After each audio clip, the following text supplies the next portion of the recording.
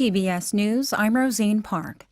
The number of new daily COVID-19 cases in South Korea has topped 2,000 again, raising concerns about a virus surge just days before the country is set to switch to a new living with COVID strategy with eased antivirus measures. The Korea Disease Control and Prevention Agency said 2,095 local cases of transmission and 16 imported cases were confirmed in the previous 24 hours, along with 11 virus-related deaths. It's been 20 days since the daily caseload has surpassed the 2,000 mark. Officials indicated the increase may be due to eased social distancing rules, such as looser limits on private gatherings that took effect last week amid high coronavirus vaccination rates. So far, more than 72% of people in the country have been fully vaccinated. The government plans to gradually return to pre-pandemic daily activities starting November 1st. The KDCA said it will be closely tracking the disease this weekend over fears of a Halloween coronavirus resurgence.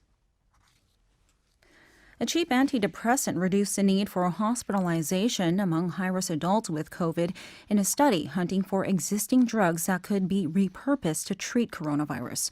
Researchers tested the pill used for depression and obsessive-compulsive disorder because it was known to reduce inflammation and looked promising in smaller studies.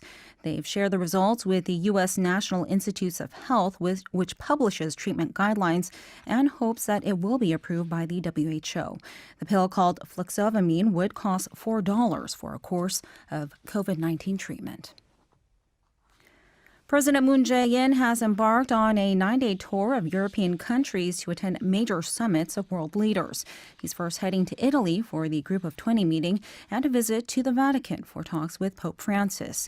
It will be their second one-on-one, and discussions will focus on ways to move the peace process on the Korean peninsula forward. Attention will be on whether the Pope mentions North Korea, as a pontiff told Moon in 2018 that he hopes to visit the reclusive state if he receives an official invitation. Moon will then travel to Glasgow, the United Kingdom, for a climate change conference. He'll share with other heads of state South Korea's plan to cut greenhouse gas emissions by 40% by the year 2030.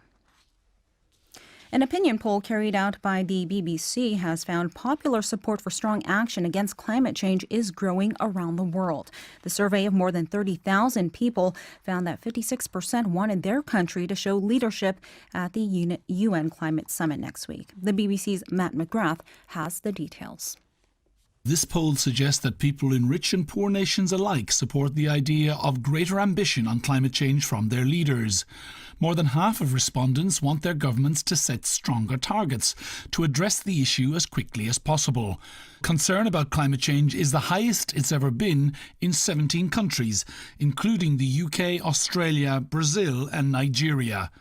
And while the poll is but a snapshot of public opinion, it may provide some cover for leaders to go further in tackling global warming when they arrive in Glasgow next week. And the United States has issued its first passport with an X-gender designation, marking a milestone in the recognition of the rights of people who do not identify as male or female.